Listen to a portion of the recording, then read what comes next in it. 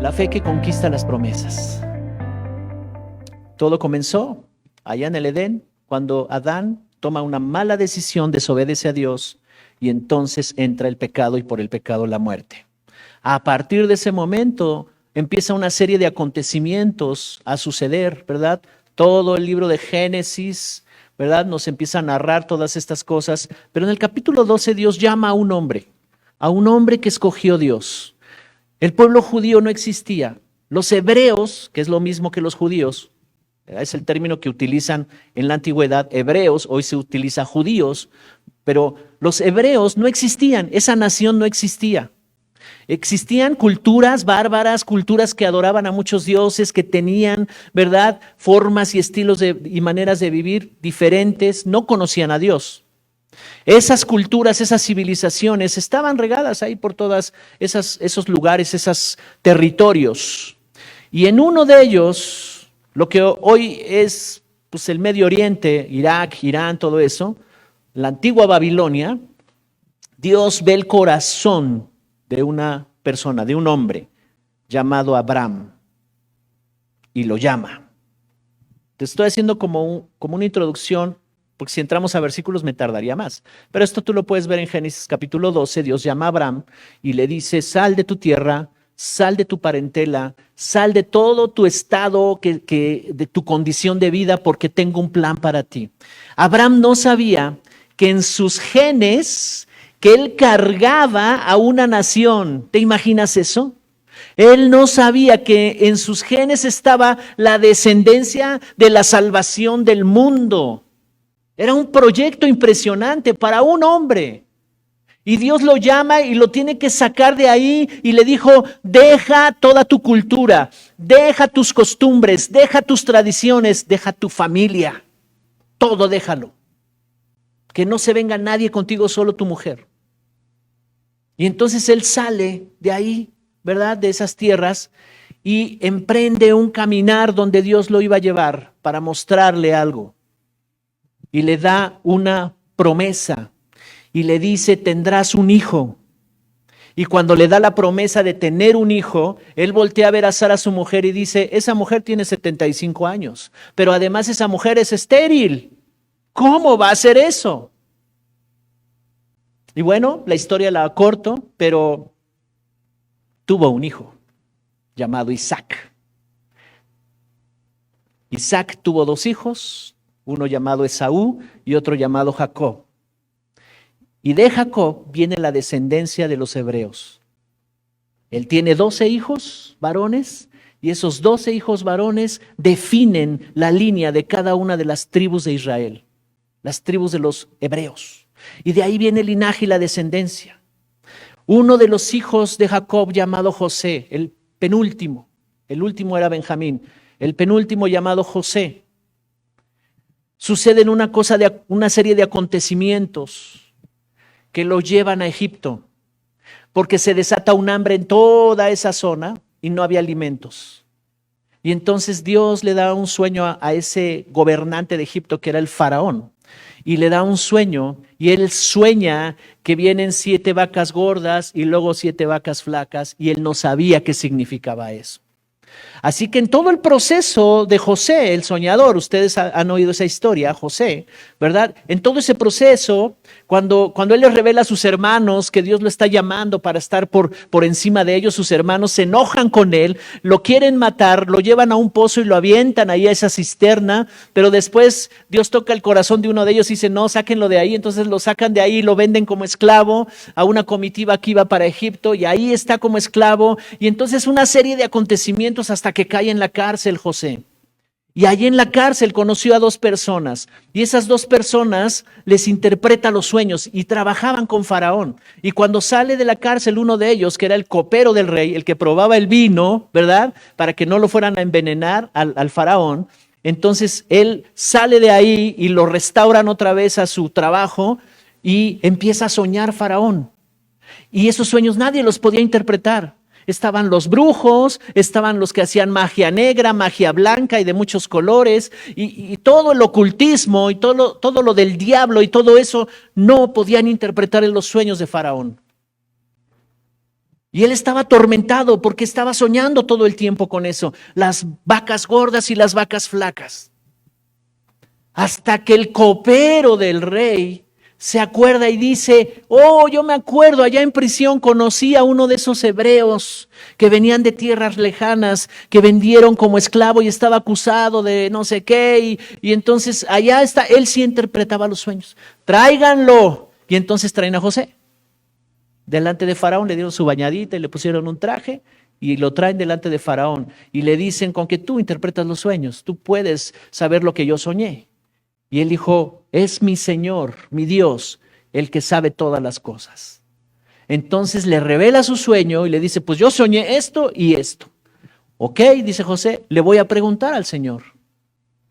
Yo creo que él va a traer revelación de este sueño. Y efectivamente, Dios le explica y le dice, vienen 7 años de abundancia para toda la región, alimento, cosecha abundante, pero después vendrán 7 años de escasez y de hambruna. Eso representaban las 7 vacas gordas y 7 vacas flacas. ¿Ok? Entonces, la historia termina aquí. Como no había nadie en el reinado que le dijera qué hacer con eso, porque se la puso difícil, ¿y ahora qué hacemos? Entonces, José le dice, bueno, administren los primeros 7 años. Y si ustedes pueden administrar y guardan y le da toda una estrategia, ¿verdad? De economía, de administración a Faraón. Y le dice, y si ustedes lo hacen, entonces los 7 años de hambruna hasta van a prosperar porque van a venir de muchos pueblos a cambiar el oro y la plata por los alimentos. Y así fue. Y en tiempo de crisis, los hijos de Dios prosperaron. Tremendo, ¿verdad? Bueno, el asunto es que Faraón le dice a José, hey José, entonces tú vas a estar al frente de todo el imperio. Nada más, el único que estará por encima de ti seré yo, pero nadie más. Tú eres el gobernador de todo este imperio. Y entonces se trae a su familia y ustedes saben la historia, ya la voy a cortar. Todos los judíos vienen a vivir a Egipto y ahí inicia una nueva temporada para los hebreos en Egipto. Pero han pasado 400 años ya.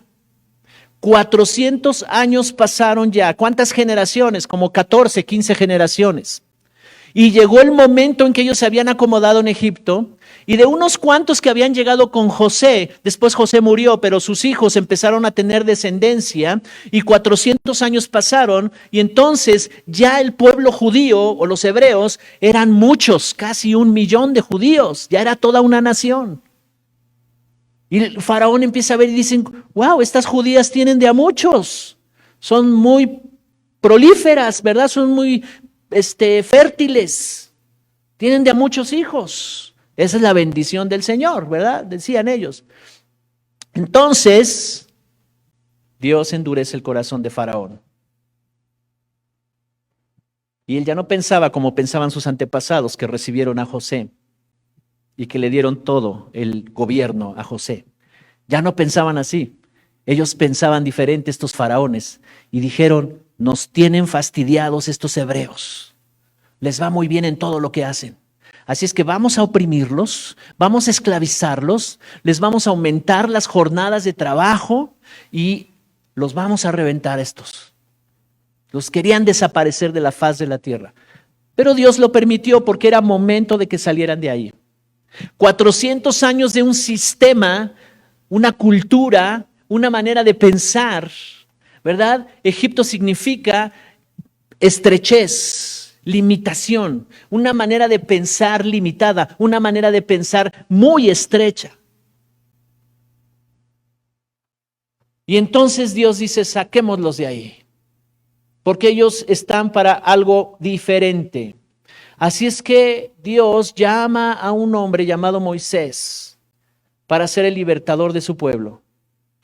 Y lo llama de una manera muy peculiar, porque él anda cuidando las ovejas y los animales de su suegro, y allá en la montaña ve que se está quemando un arbolito, una zarza, y se acerca a la zarza para ver qué está pasando, y escucha una voz que lo llama y le dice, Moisés, Moisés, ven.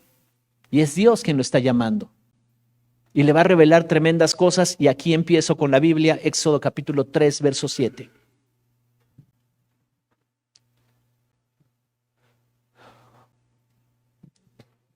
Éxodo 3, versos 7 al 10, la versión es Palabra de Dios para Todos.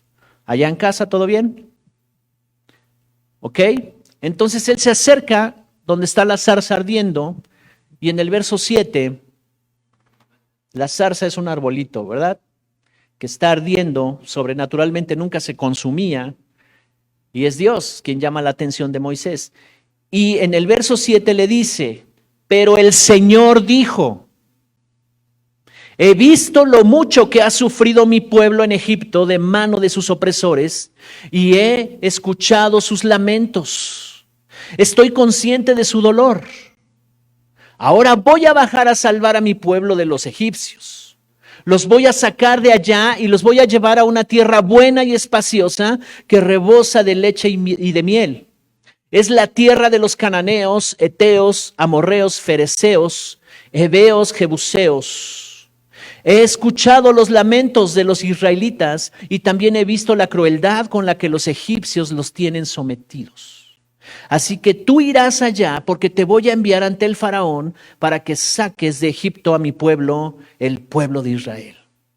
Ese es el primer encuentro que tiene Dios con Moisés y Moisés le dice, ya vi la opresión con que los tienen, ya vi que están sufriendo, ya vi que están como esclavos, ya vi que están limitados, ya vi que no tienen ninguna esperanza.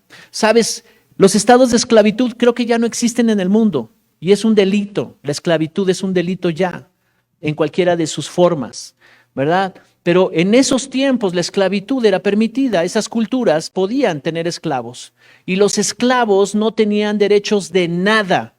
Los esclavos, sus vidas les pertenecían a los amos, las vidas de ellos y de todas sus generaciones. Ellos no tenían voz ni voto, ellos decidían si vivían o no vivían, si comían o no comían, si dormían o no dormían. Ellos decidían todo, los señores que tenían a los esclavos. Y eso es lo que está pasando en el sistema de Egipto. Es un sistema, el sistema faraónico o los faraones, ¿verdad? Con su sistema de política de esclavitud y están esclavizando al pueblo de Israel. Ahí empieza toda esta historia tremenda que vamos a estar hablando de qué es la fe que se necesita para conquistar las promesas. Porque en medio de esa esclavitud, en medio de esa prisión en la que estaban ellos, ya no eran dueños de su propia vida. Las historias de aquellos años, de hace 400 años, cuando José llegó a esas tierras y los hebreos eran tenidos en buena estima, ahora ya se acabó todo eso. Ahora ya no los estiman. Los egipcios los odian, los egipcios los están sometiendo, los egipcios los están limitando, los quieren matar, quieren deshacerse de los hebreos. Pero es el pueblo de Dios, es el que Dios decidió a través de un hombre llamado Abraham, ¿verdad? Traerlo para que de ahí se manifestara el linaje de Jesús. Entre estos que estaban en Egipto, entre este pueblo que estaba en Egipto, estaban los de la tribu de Judá. Y de los de la tribu de Judá vendría la línea de Jesús.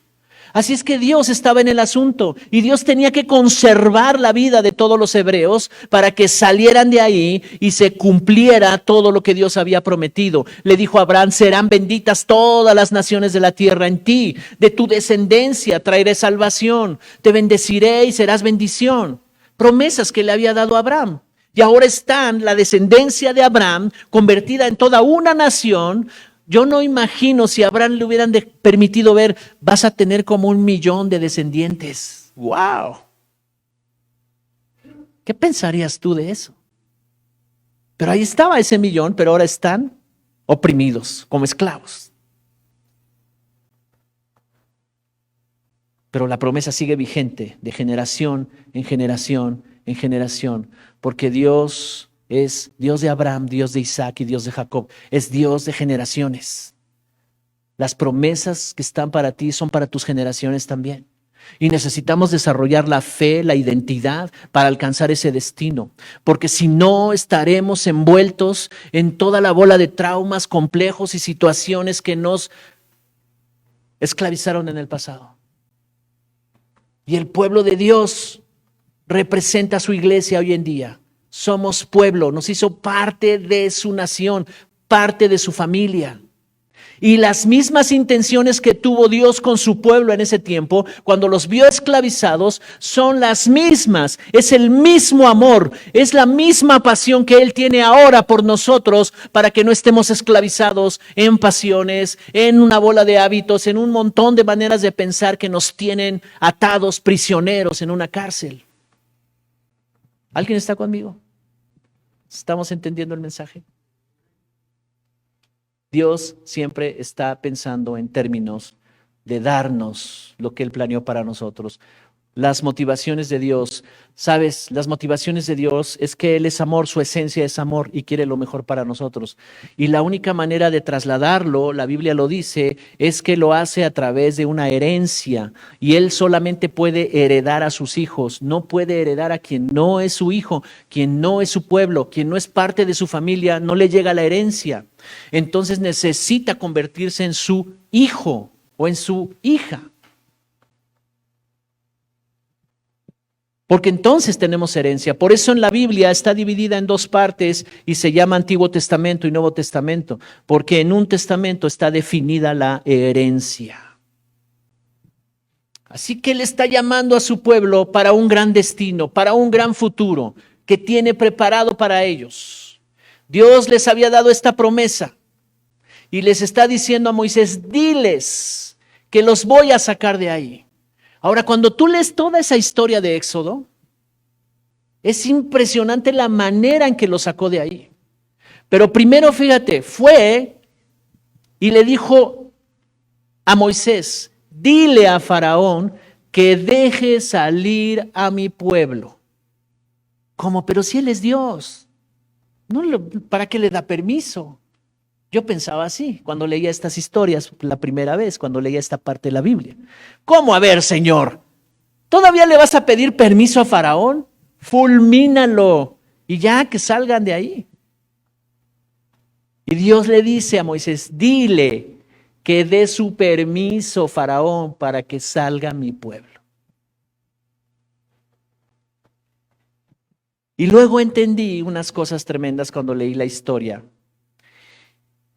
Que ellos habían hecho pacto, los egipcios habían hecho pacto con los hebreos y habían hecho declaraciones que si los hebreos se iban, morirían. Había un pacto ahí y que Dios tenía que deshacer ese pacto. Y lo primero que hace es, necesito la autorización de Faraón para que salgan. Pero como Faraón se rehusó, entonces Dios comenzó a hacer otras cosas con ellos. Pero antes de salir de Egipto, Él tenía que hacer pacto con ellos. Y les dijo, sacrifiquen un cordero, pongan la sangre del cordero en las orillas de las ventanas y de las puertas. Y eso simboliza, es lo que llaman la Pascua. Eso es la Pascua judía. Ellos comieron el cordero por familias, se sentaron alrededor, ¿verdad?, de la mesa y comieron el cordero por familias, de la manera en que les pidió Dios que lo cocinaran, y después el ángel de la muerte pasó de frente y no tocó a las familias de los hebreos, solamente a los egipcios. Todo ese evento que sucedió era un nuevo pacto que estaba haciendo Dios con ellos, para que pudieran salir, porque Faraón no dio permiso para que salieran de ahí. Pero ellos no entendían lo que estaba pasando. Es más, antes de que salieran, Faraón, Moisés le dice a su pueblo, diles que vayan con los egipcios y les van a dar todo lo que ellos tienen, y les dieron oro y les dieron plata. O sea, salieron con ganancias, porque ya los egipcios estaban diciendo, ya fueron 9 plagas y esta plaga número 10 es la de la muerte de los primogénitos y no queremos más nada con tu Dios. ¿Qué necesitan para que se vayan? Pues danos todo el oro y la plata que tengas en casa. Sale. Y ellos se fueron cargados de riquezas. Tremendo. ¿Y qué crees? Su mentalidad todavía estaba estrecha. Su mentalidad, si van por el desierto, habían visto que se abrió el mar, habían visto tremendas, impresionantes cosas, y luego como decía Moisés, denme chance, lo decía en hebreo, ¿verdad? No decía así, pero denme chance y voy a subir a ver a Dios y voy a consultar con Dios. Y truenos y relámpagos en la montaña y un montón de cosas que acontecían, y todo el pueblo decía, wow, nuestro Dios está tremendo. No solo abrió el mar, no solo las 10 plagas, nos rescató de un imperio impresionante, el más poderoso de su tiempo, con un ejército el más numeroso de su tiempo, y Dios hizo hazañas impresionantes con ellos, y ya están en el desierto, y veían cómo Moisés subía a la montaña y hablaba con Dios, y bajaba Moisés y les decía lo que Dios quería con ellos. ¿Y qué crees? Su mente estrecha estaba ahí y no les permitió a ellos entender a Dios. El reto que ellos tenían era conocer a Dios, relacionarse con Dios. Egipto representaba su vida pasada, una vida llena de tantas limitaciones, una vida de oscuridad, bajo un sistema de oscuridad, de tinieblas. Eso simbolizaba Egipto. El lugar sin esperanza, de tristeza, de amargura, de esclavitud, de limitación, de pobreza, de opresión. Y la lista es larga, cada quien puede ponerle ahí, ¿verdad?, su Egipto.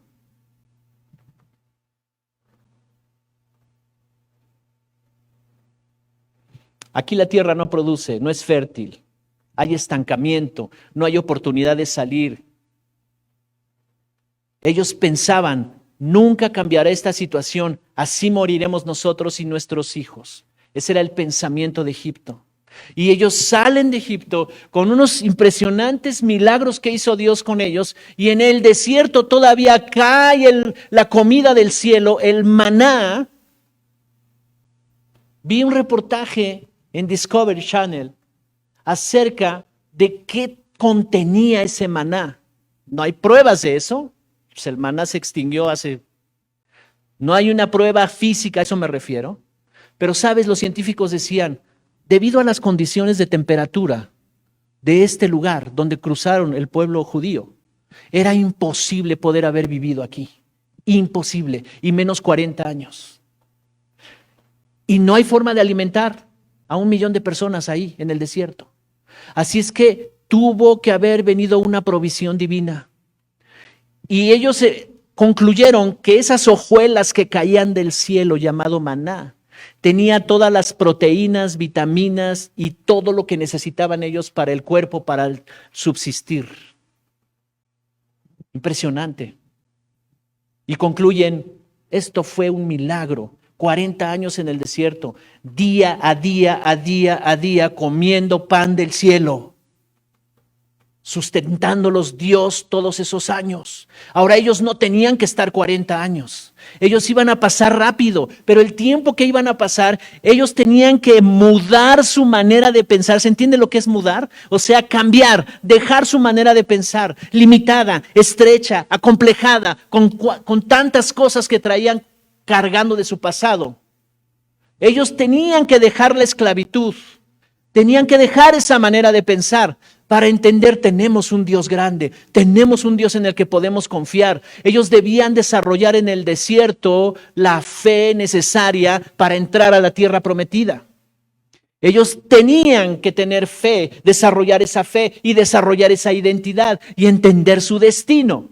Así es que el desierto se trata de tratar con la fe el propósito y el destino. Se trata de desarrollar identidad.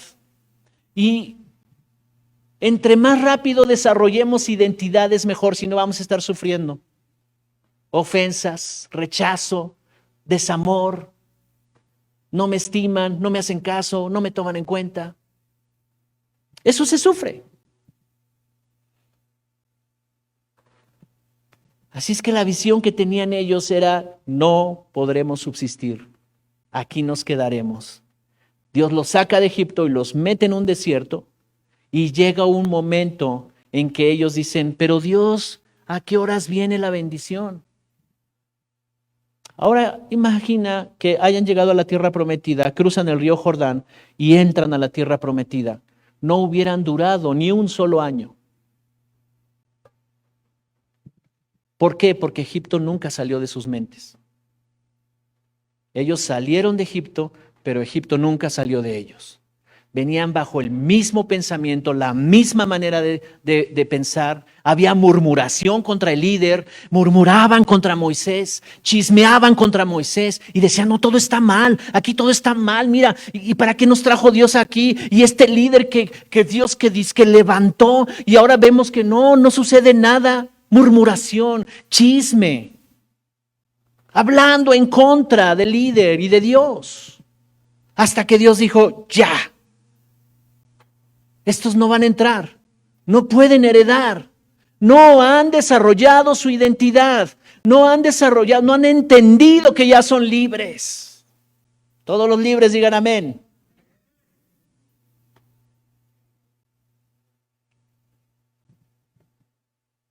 Pero este pueblo simboliza la iglesia de Dios. Simboliza la iglesia de Dios.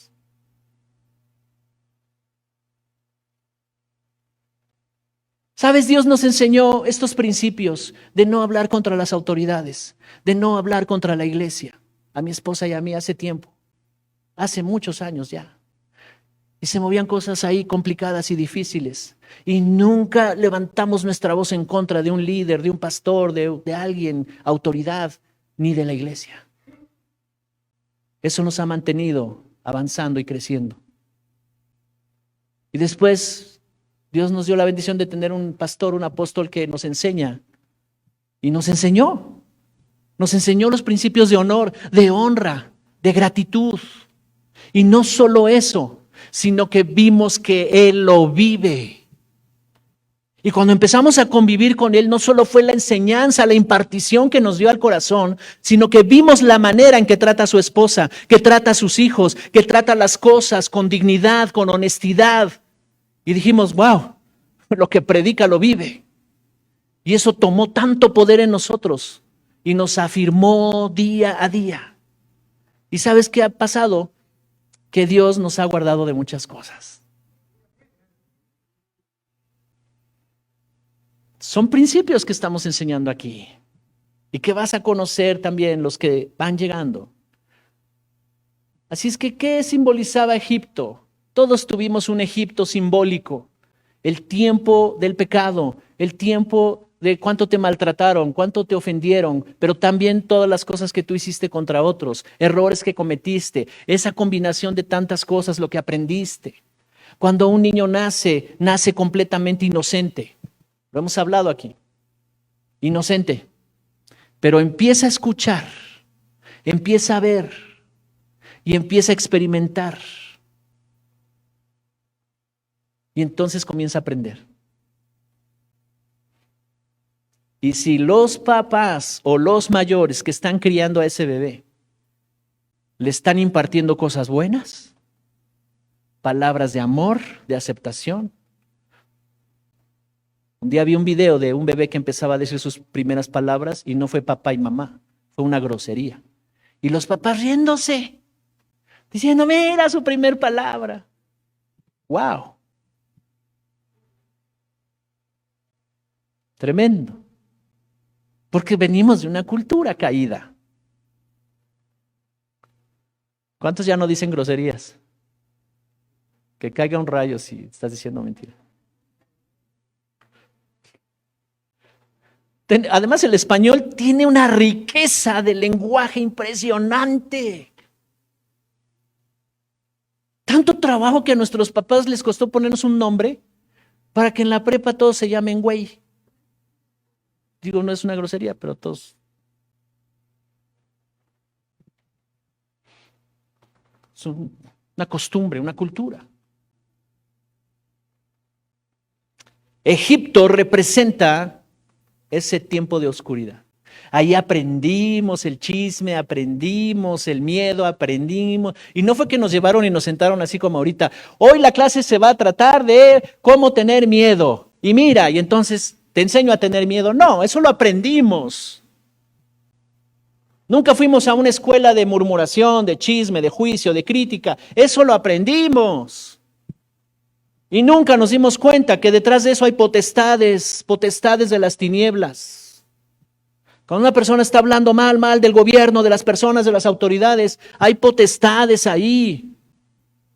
se está conspirando contra una autoridad de cualquier tipo. ¿Me explico? Y estos estaban practicando eso. Cuando leemos la historia de este pueblo, y a veces, yo lo digo así porque, ¿sabes qué? Yo digo, tenían una oportunidad todos estos hombres y mujeres.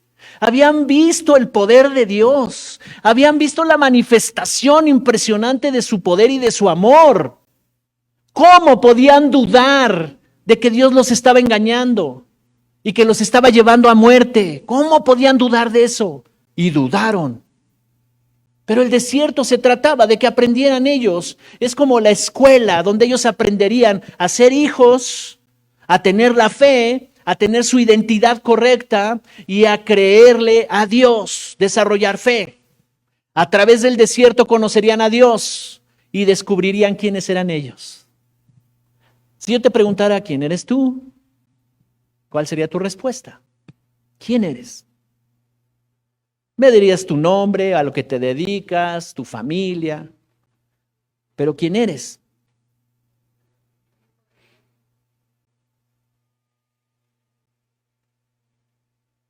¿Cuántos son hijos? ¿Cuántos son hijos de Dios? Y entonces ellos debían de entender que por ser hijos de Dios, ellos tenían legalmente derecho a la herencia del Padre. Lo que Dios les había prometido era una realidad para ellos. Así que cada paso que daban en el desierto y cada vez que se movía el campamento de los judíos, yo pienso que ellos deberían de estar más convencidos. Y vamos, ya nos falta poco para llegar. Pero ¿sabes qué hacía Dios? Estos siguen sin creerme, den una vuelta más al desierto. Siguen sin creerme, den una vuelta más al desierto. Y ya se pasaron 10, 20, 30, 40 años y siguen igual, no me creen. Siguen conspirando contra Moisés, siguen quejándose de todas las cosas. Terrible. Y lo que hablábamos al principio, la falta de gratitud. No estaban agradecidos. No podían reconocer de dónde los sacó Dios. Que estaban en un lugar sin esperanza. Ahí iban a morir ellos. No pudieron reconocer los milagros y las grandes hazañas que hizo Dios. No lo podían reconocer y por eso no estaban agradecidos. Y demandaban más cosas de Dios. Y decían, nada más esto, danos carne. Queremos comer carne. Ok, dijo Dios, está bien. Ya, les mandó carne. Así era ese pueblo, duro de corazón. Su pasado estaba presente en ellos todo el tiempo. Y ellos tenían que entender que sí podían heredar, que sí es posible una vida mejor, que sí es posible una tierra mejor, que en la dirección en que Dios los estaba llevando era la dirección de las oportunidades y las posibilidades. Ellos tenían que llegar a esa conclusión. Ahora, ¿cuántos piensan aquí que sí es posible? ¿Cuántos piensan que sí hay un destino para ustedes?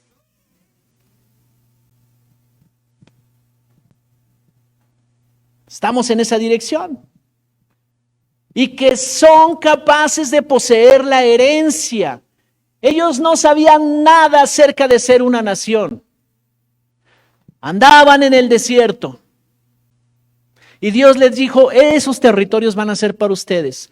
Tendrán que aprender un sistema de economía, cómo van a edificar sus casas, cómo van a sembrar la tierra, van a tener ganados, se van a multiplicar ahí, van a tener extensiones de tierra y van a ser una nación que se va a gobernar.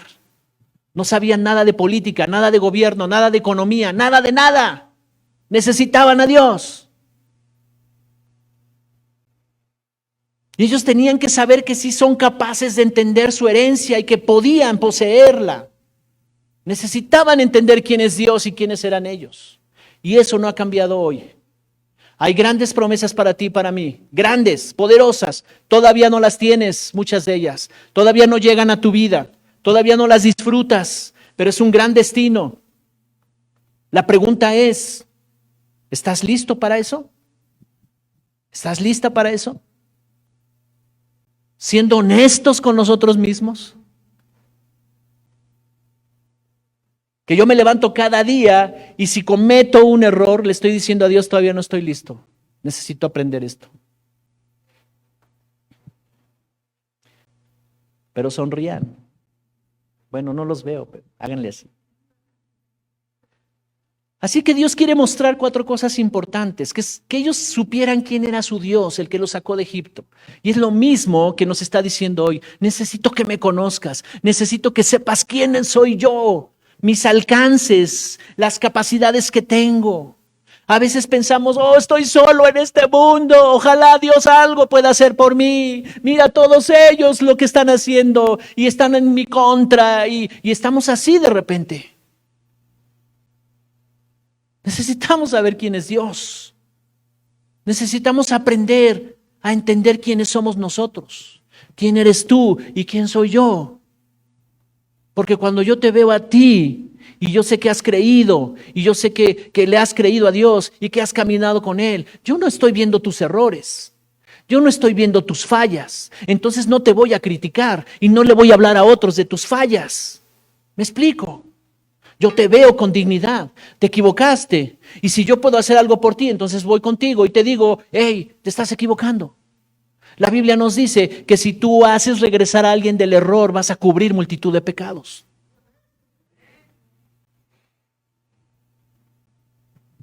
Es un llamado a la unidad. Pero qué difícil la unidad. Cada quien busca lo suyo, ¿verdad? En el mundo. Que sepamos que por ser hijos tenemos una herencia. Ellos debían de saber eso. Un gran propósito. Hebreos capítulo 4, verso 1 y 2. ¿A alguien le está hablando el Señor en este día? Sí. Es personal, no se lo puedes aplicar a nadie. No podemos voltear y decir, hey, te hablan. Wow, mira. Gracias, Señor. Te está llegando la palabra. No, porque le están hablando a Él. Es personal. Hebreos 4, verso 1 y 2, Reina Valera contemporánea. Dice, por eso temamos a Dios mientras tengamos todavía la promesa de entrar en su reposo. No sea que alguno de ustedes parezca haberse quedado atrás, porque la buena nueva se nos ha anunciado a nosotros lo mismo que a ellos, pero de nada les sirvió a ellos el oír esta palabra, porque cuando la oyeron no la acompañaron con fe. Ellos estaban definiendo su destino en el desierto.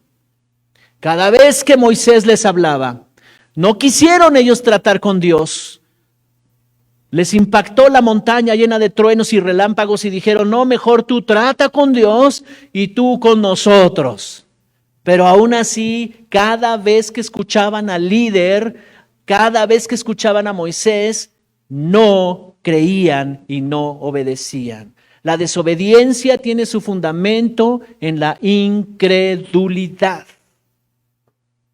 ¿Por qué alguien desobedece a Dios? ¿Por qué alguien desobedece sus principios y sus fundamentos? ¿Por qué alguien toma la decisión, habiendo visto su poder y su presencia y los milagros impresionantes, y sale de la reunión y toma la decisión de desobedecer a Dios? ¿Por qué? Incredulidad. Es el pecado más terrible que yo veo en la Biblia. Y ellos murieron en el desierto, porque incredulidad te lleva a muerte. Sin fe es imposible alcanzar cualquier cosa que Dios quiera darme. Sin fe, herencia no es posible. Entonces mi mente estará argumentando muchas cosas. Que ellos cambien, que ella cambie, que ella ya no sea así, y entonces yo estaré bien. Pero la verdad de las cosas es que no alcanzo el reposo, no alcanzo el descanso de Dios, no alcanzo la plenitud de Dios. ¿Por qué? Porque no le he creído. Su incredulidad los llevó a deshonrar a su líder, el que Dios les había puesto para sacarlos de Egipto, y se quejaron contra Dios. Y luego Moisés dijo, Señor, ¿qué hacemos? Bueno, mira, manda espías para que vean. Y entonces de cada uno de las tribus de Israel escogieron 12. Los líderes, no fue cualquier cosa, no fue cualquier persona. Eran los líderes de cada tribu. Y les dijo Dios, vayan y revisen la tierra. Y fueron durante 40 días y regresaron. Y 10 de ellos dieron un informe negativo y dijeron, todo está mal. Hay unos hombres así como de 3 metros de altura y nos veían como insectos, como langostas.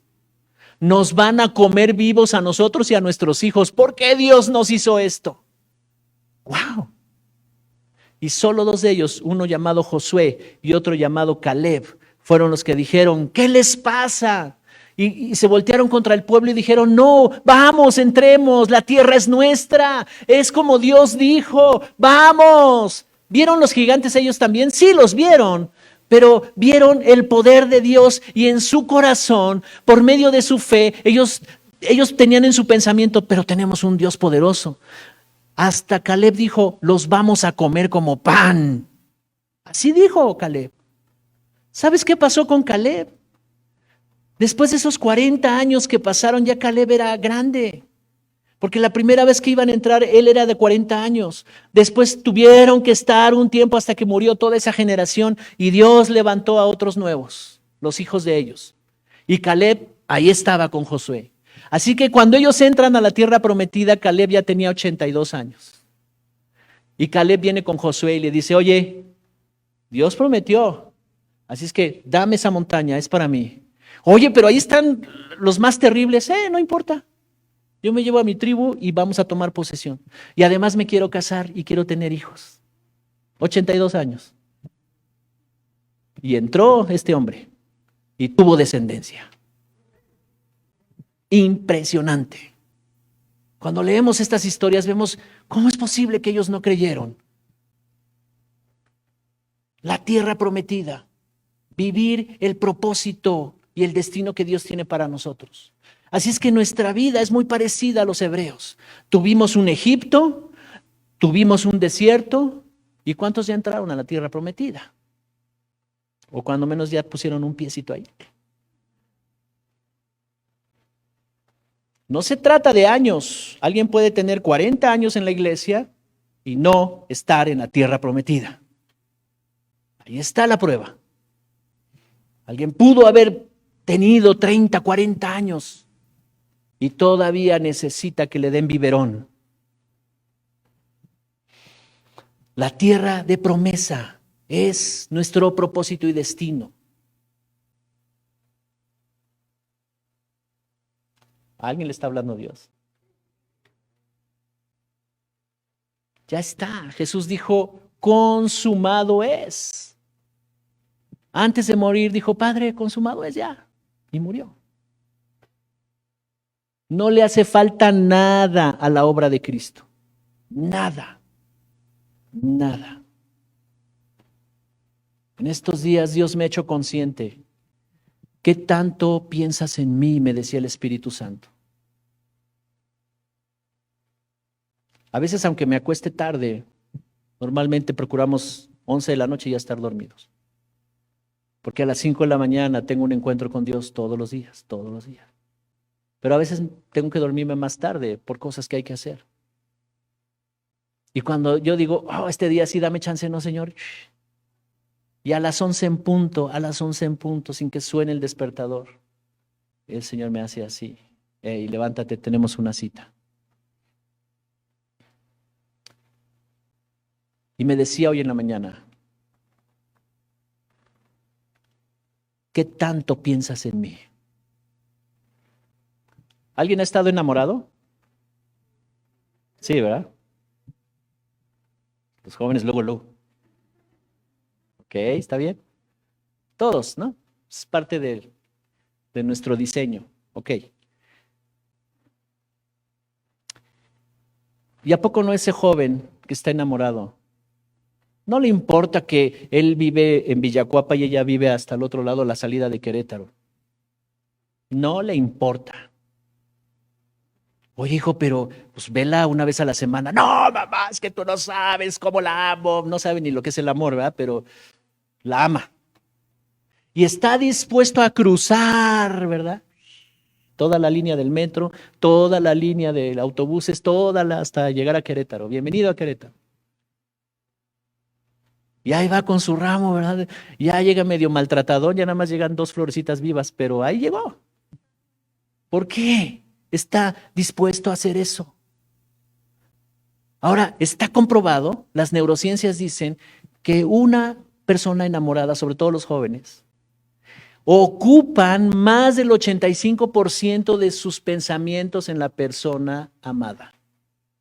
¿Te imaginas eso? En todos momentos estás pensando en ella. Eso se llama estar enamorado. La mala noticia es que dura 3 años, 4 años. Cuando se casan, tienen que sustentar esa relación en otras cosas, en un amor más profundo. Si no, el enamoramiento se acaba. No es escuela de matrimonios, pero bueno. Al punto al que quiero llegar es este. Dios me decía, ¿cuántos de tus pensamientos ocupo yo? Como es enamorado, que más del 85% está pensando en su enamorada, ¿qué tanto de porcentaje tú piensas en mí? ¿Qué tanto me amas? ¿Qué tanto te llevo en mis pensamientos todo el tiempo? O otras cosas ocupan tu pensamiento. Han sido injustos conmigo, me rechazaron, no me quieren, quién sabe si Dios quiere hacer algo. Eso ocupa tus pensamientos. Todavía estás en Egipto, no has sacado a Egipto de tu mente. Pero si tú empiezas el día pensando en mí, no hay nada que defina tu estado de ánimo. Hoy me levanté con el pie izquierdo, ¿y eso qué tiene que ver? Hoy me puse la chancla derecha en el izquierdo, pues cuídate, pues te vas a caer, ¿verdad? Pero eso no tiene nada que ver, eso no define tu día. ¿Cómo estás? Ni me hables, ni me hables. ¿Soñaste algo feo? No, no sé ni qué soñé, no sé qué tengo, pero no me siento bien. Wow, pues vente, vamos a orar, déjame orar por ti y vamos a liberarte y echar fuera a algunos demonios. Es que necesitamos establecer una relación con Dios. Entiendo que los que van llegando están aprendiendo. Es un proceso y es correcto, está bien. Pero tomemos todo lo que Dios nos ha dado, su palabra, la revelación, momentos impresionantes de su presencia, no para estar sufriendo, no para hacernos víctimas de las circunstancias. Porque yo no prospero, y mira, él sí le va bien, y mira, él casi ni viene a la iglesia y prospera y su negocio va bien. ¡Ey! Desenfócate de eso y enfócate en lo que es importante. Gálatas capítulo 3, verso 29. ¿Cómo vamos allá en casa? ¿Bien? Si Dios les está hablando, escríbanme. Pero esta es la realidad práctica de nuestra vida cristiana. Todos tenemos un Egipto, un desierto y una tierra prometida. Cristo es nuestra Pascua. Cristo es el que nos sacó de ahí, hizo un pacto con nosotros. Cristo es el que nos sacó de esa esclavitud, nos trae en un proceso, la iglesia nos ayuda en el proceso para aprender, para saber quién es Dios y quiénes somos nosotros, llenarnos de un ambiente del Espíritu Santo, ambiente de fe, ambiente de paz, y entonces comenzar a tomar nuestra tierra. Gálatas capítulo 3, verso 29 dice: y si ustedes son de Cristo, ciertamente son linaje de Abraham y según la promesa, herederos. ¿Cuántos son de Cristo? Ya no te comparto con nadie. Ahí el rap que estábamos escuchando, decía uno de ellos, al diablo le dije adiós o algo así, ¿no? Ahora soy de Dios y al diablo le dije adiós. Es que es una realidad. ¿Ya le dijiste adiós a tu pasado? ¿Ya le dijiste, no tienes nada conmigo? Ese berrinchudo, ese que hacía berrinches, se hacía el víctima, que le encantaba, ¿verdad?, sentirse menos que los demás, ya no es parte de mi vida. Amén. Si ustedes son de Cristo, entonces son linaje de Abraham. del Génesis 12, ese que Dios lo llamó y le dijo, serán benditas todas las familias de la tierra. Si tú eres de Cristo, entonces en el tiempo que Dios le dio la promesa a Abraham, entras en la bendición, entras en todo lo que Dios prometió a Abraham, entras en esa tremenda bendición, linaje de Abraham. Y entonces en Cristo tomamos toda esa herencia. Esta herencia la alcanzamos por fe. Es la fe la que nos ayuda a caminar e ir entendiendo a Dios. La palabra emuná es la traducción de fe, que significa seguridad y confianza en lo que es verdadero. Antes yo tenía seguridad y confianza en lo que me decían otros. Fíjate que la vecina, que no sé qué, que no sé cuándo. Yo decía, ¿de veras? Wow, tan calladita que se veía. Y sabes, eso afecta a tu trato, porque cuando la vuelves a ver, la ves y dices, Y la vecina dice, ¿qué le pasa? Ayer me saludó muy bien. Es que me dijeron. ¿Quién te dijo? ¿Es una fuente verdadera? Ahora, si es real lo que te dijeron, ¿qué vas a hacer con eso? ¿Vas a juzgar? ¿Vas a criticar? ¿Vas a dar paso a la murmuración, al juicio?